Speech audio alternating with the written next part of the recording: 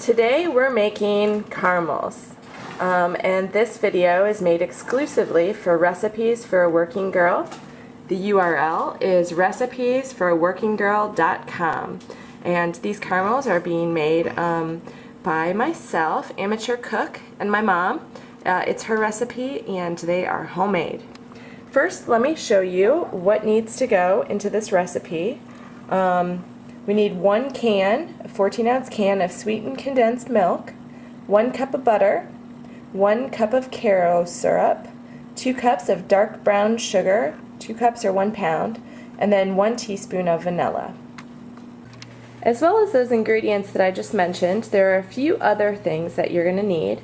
A regular saucepan, which I'm sure you have in your kitchen, a 9 by 14 container that can, that just is to pour all of the hot caramel into for it to harden. And then also some wax paper, which you may or may not have, and the candy thermometer, which is something that I don't have in my kitchen. That's why I had to come home and make candy in my mom's. So when we are stirring the butter and sugar in the pan, we're going to get it up to 230 degrees, and this is how we tell, by using the thermometer. So next we're going to move over to the stove. Okay, then we're coming over to the stove, and right now we have melted the dark brown sugar in the butter, and we're pouring a cup of light Karo syrup in. And it looks like you just pour a little bit at a time and continue to stir.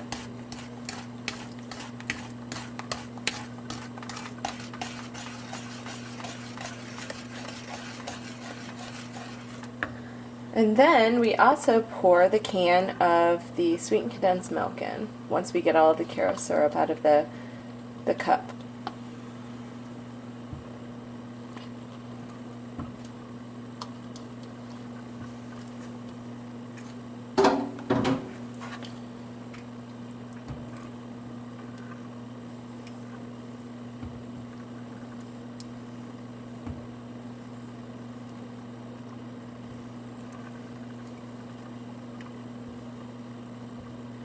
And then what we're going to do once we get this in is stir it until we reach 230 degrees.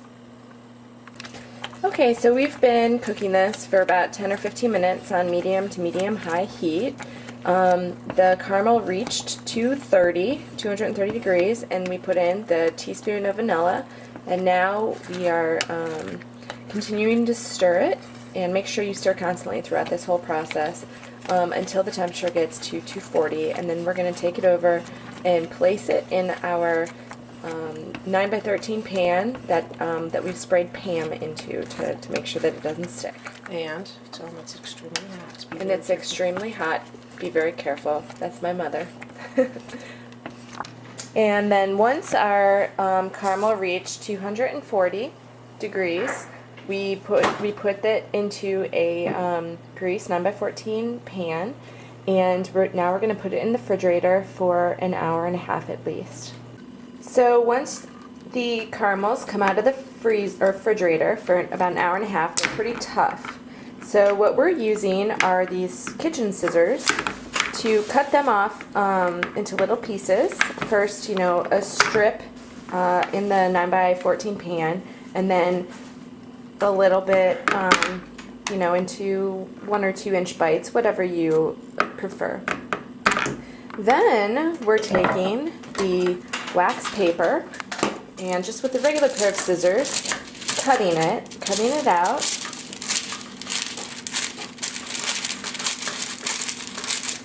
And then make sure you cut the individual wax paper pieces big enough to wrap the caramel, probably about 4 inches wide.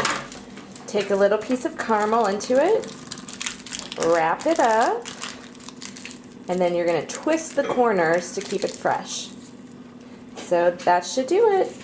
Do you want me to put a bunch of those in a gift? Oh, that's